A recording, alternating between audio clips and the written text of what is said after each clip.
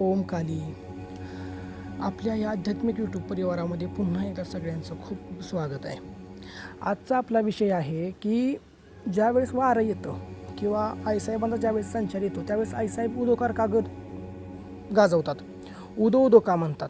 ह्या उदो उदो शब्दाची उत्पत्ती काय झालेली आहे आणि हा उदो उदो शब्दामध्ये काय रहस्य दडलेलं आहे असं की आईसाहेब हा शब्द उच्चारला जातो आईसाहेबांकडून.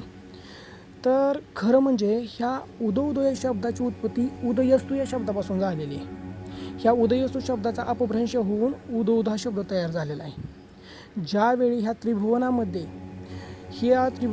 ज्यावेळेस दानवाने हाहाकार माजवला, महिषासुरादी दैत्य मातले आणि त्यावेळेस त्रिदेवांच्या हातातून सुद्धा ही परिस्थिती बाहेर गेली. कुठल्याच देवांना हे दैत्य ऐकना. त्यावेळेस सगळे हातबल झाले आणि सगळ्यांनी एकत्र येऊन आईसाहेबांचा दावा केलेला आहे त्या ठिकाणी की उदयस्तु भवानी माते, उदयस्तु जगदंबे माते, की आईसाहेब आता आम्हाला तुझी गरज आहे.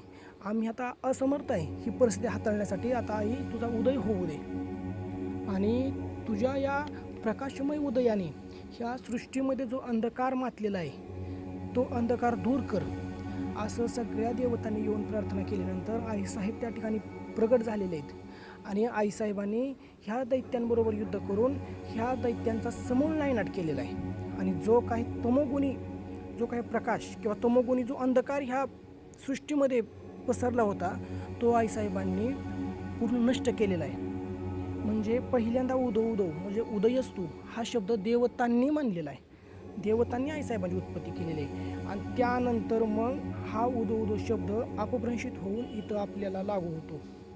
आता मुळामध्ये संचार आल्यानंतर उदो उदो का बोललं जातं, संचाराकडून का उद्गार गाजवला जातो. आता विचार करा की खरंच आईसाहेब जर संचार रूपामध्ये येत असतील तर स्वतःचाच उद्गार आईसाहेब स्वतः कसा करतील, की स्वतःचाच उदय होऊ दे असं तर आईसाहेब म्हणू शकत नाही ना की माझा उदय होऊ दे, माझा उदय होऊ दे.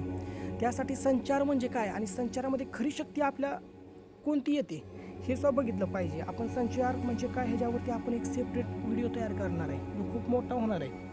त्याच्यावरती संचाराची खरी प्रोसेस काय आहे हे आपण जाणून घेणार आहे. कारण भगवती स्वतः जर संचारामध्ये येत असेल तर ती स्वतःच म्हणणार नाही ना की माझा उदय होऊ दे, माझा उदय होऊ दे म्हणून. असं तर होणार नाही. त्यामुळं आपण दुसऱ्या व्हिडिओमध्ये आईसाहेबाची ज्यावेळेस आपण उपासना करतो त्यानंतर जो संचार येतो ती संचाराची प्रोसेस खरी काय असते, ती कोणती शक्ती असते जे आईसाहेबाचा उद्गार करते ह्याच्यावरती आपण बोलणार आहे. परंतु ह्याच्यामध्ये कसं होतं की ज्यावेळेस व्यक्तीला संचार येतो त्यावेळेस जी शक्ती प्रगट होते त्या व्यक्तीच्या शरीरामध्ये तो उदोकार ह्याच्यामुळे टाकत असते की ह्या कुडीमध्ये म्हणजे ह्या शरीरामध्ये संचार रूपाने आईसाहेबांची शक्ती प्रगट झालेली आहे. आणि ह्या संचार रूपाने जी आईसाहेबांची शक्ती प्रगट झालेली आहे ह्या शक्तीच्या प्रभावाने ह्या शरीरामध्ये जो काही अज्ञानरूपी अंधकार पसरलेला आहे तो अज्ञानरूपी अंधकार आईसाहेबांच्या ह्या संचाराने ज्ञानरूपाच्या प्रकाशामध्ये परिवर्तित होऊ देत. म्हणजे जे काही अंधकार आहे ह्या व्यक्तीच्या शरीरामध्ये तो ज्ञानाच्या प्रकाशाने उजळून जाऊ दे हे त्याचा अर्थ होतो. मग त्यानंतर ही शक्ती आल्यामुळं तरी तेवढ्यापुरतं का होईना तो माणूस बेभान झालेला असतो संचारामध्ये. त्याच्या आज्ञाचक्रावरती प्रभाव पडतो आणि अशा काही ॲक्टिव्हिटी करतो तो की जे सामान्य माणसाच्या पलीकडचे असतात. आणि एवढंच काय, त्याची भक्ती जर त्या लेवलची असेल तर संचारामध्ये भूत भविष्य वर्तमान सांगण्याची ताकद त्या व्यक्तीमध्ये तेवढ्यापुरती का होईना पण येते.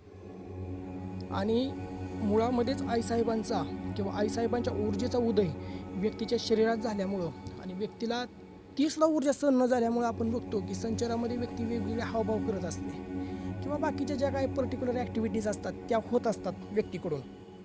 म्हणजे इथं उदो उदो या शब्दाचा अर्थ सुद्धा असा होतो की ह्या व्यक्तीच्या आयुष्यामध्ये सुद्धा त्या भगवतीचा उदय झाला पाहिजे, ती भगवती प्रकाशमय झाली पाहिजे असाच अर्थ इथे सुद्धा लागू होतो. आणि हा प्रकाशमान त्या भगवतीच्या भक्तीनं सेवेनं आपोआप त्या साधकाच्या आयुष्यामध्ये होत असतो म्हणजे होत असतोच. त्यामुळं आपल्यासारख्या साधकांनी भक्तीनं सेवेनं आईसाहेबांना प्रसन्न करून आपल्यासुद्धा आयुष्यामध्ये त्या भगवतीचा उदय केला पाहिजे, तिचा उदयस्तू केला पाहिजे. आपण अशी आध्यात्मिक माहिती ह्या आपल्या यूट्यूब परिवारामध्ये सारखी आणतच असतो आणि लोक तुम्ही बघतासुद्धा. जर तुम्हाला खरंच आवडत असेल तर तुम्ही नक्की आपल्या चॅनेलला सबस्क्राईब करून आपल्या ह्या आध्यात्मिक परिवारामध्ये सहभागी व्हा. कारण की पुढे भरपूर विषय आहेत ज्यावरती आपल्याला बोलायचं आहे आणि शास्त्रशुद्ध पद्धतीने बोलायचं आहे पुराव्यासकट.